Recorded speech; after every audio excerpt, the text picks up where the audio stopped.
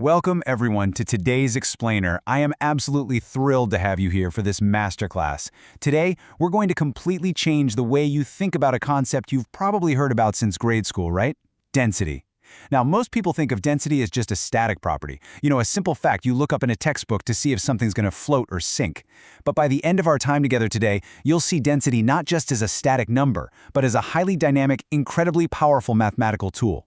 Today, density actually becomes your secret weapon for solving complex chemistry problems. So grab your notebooks and let's get started. Here's the syllabus for our mathematical journey today. We're going to start with defining density, move into comparing common substances, tackle volume to mass conversions, introduce the reciprocal rule, and finally, we'll wrap up by putting it into practice. Okay, Section 1, defining density. Let's lay down our academic baseline.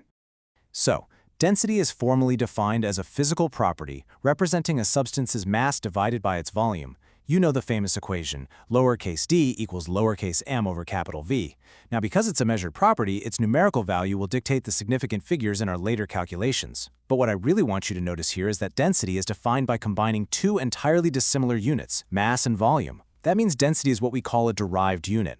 Just like velocity is miles per hour, combining distance and time, density combines grams in milliliters or grams in cubic centimeters. It's a ratio, and ratios, as we're going to see, are meant to be manipulated.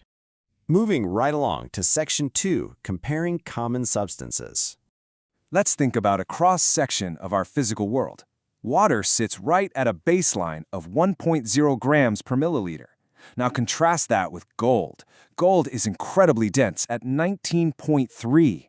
That means if you hold a cubic centimeter of gold, it weighs nearly 20 times more than the exact same volume of water.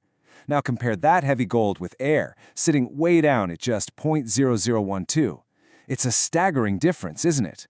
The identical physical space can hold vastly different amounts of mass depending entirely on the substance. Keep these numbers in mind, especially water, gold, and aluminum, because we're going to use them to do some heavy lifting.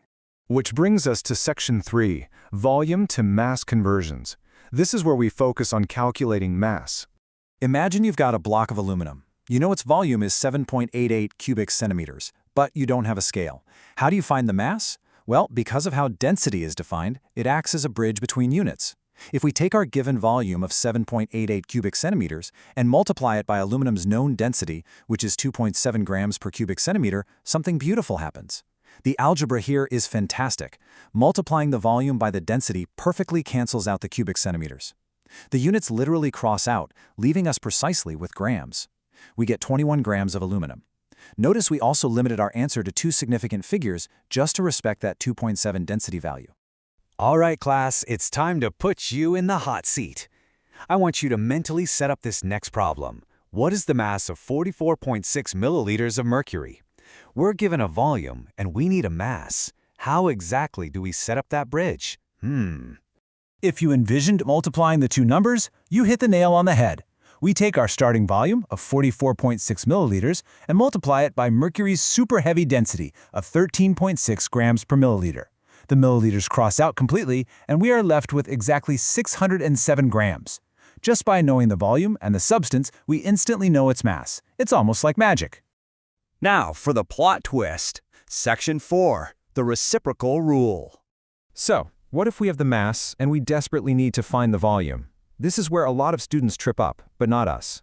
When density is written as a number, say 19.3 for gold, it actually has an invisible 1 in the denominator. It's 19.3 grams over 1 milliliter. If we want to convert from mass to volume, we can't just multiply by the standard density, because the grams wouldn't cancel. And this brilliantly illustrates an absolutely crucial point. To cancel mass units, you must use the reciprocal rule. You literally flip the fraction upside down. You put the 1 milliliter on top and the grams on the bottom. Let's break this down step by step. Let's say we have a 5.00 gram sample of a mystery substance with a density of 2.50 grams per milliliter. Step 1. Always start with what you know. We write down 5.00 grams. Step 2. We look at our density of 2.50, but we arrange it so the known unit, grams, cancels out. So, we invert it. We multiply by 1 milliliter over 2.50 grams. Step 3. We multiply straight across. The grams on top cancel the grams on the bottom. And boom, we get a clean, punchy final answer of 2.00 milliliters. The reciprocal rule works flawlessly every single time, for sure, as long as you let the units guide your setup. Always let the units tell you whether to leave the density alone or flip it. Let's bring it all home. Section 5, putting it into practice. Let's look at a totally everyday object, a cork stopper from a bottle of wine. Let's say it has a mass of 3.78 grams. We know cork is very light. Its density is just 0.22 grams per cubic centimeter. We need to find its volume. Ask yourself, what are we trying to cancel? Well, we're starting with grams, so we need grams in the denominator. That means we have to take the reciprocal of our density. We set it up as 3.78 grams multiplied by 1 cubic centimeter over 0.22 grams. The grams cancel. When we do the math, we get 17.1818, but actually, wait.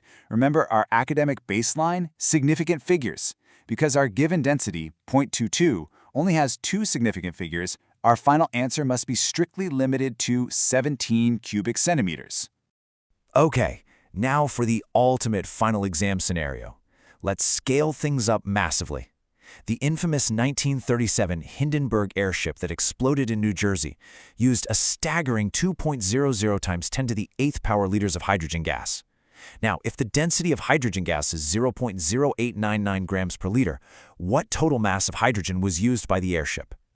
Look at how beautifully our formula scales up to handle this sheer magnitude. We start with our massive volume in liters, we multiply by the density, and because liters are already in the denominator of the density unit, we don't need to flip anything. The liters neatly cancel out. 2.000 times 10 to the 8th power, multiplied by 0.0899, gives us an astonishing 1.80 times 10 to the 7th power grams of hydrogen. That is a lot of gas. It's the exact same math we used for the tiny block of aluminum, working flawlessly on a huge historical scale. To wrap up our explainer today, I want to end with a provocative thought exercise to really challenge your intuition. If you have 100.0 grams of iron and 75.0 grams of gold, which one actually takes up a greater physical volume? Think about their densities from earlier. Iron is 7.87, gold is incredibly dense at 19.3. I'll leave you to apply the reciprocal rule to calculate the exact numbers, but intuitively, because gold is so much denser, its mass is packed into a much tighter space. It turns out the 100 grams of iron has the significantly greater volume. I really hope this explainer has completely transformed how you view density. It's not just a physical property, it's the ultimate bridge between mass and volume. Keep practicing that reciprocal rule, always double-check your unit cancellations, and keep learning.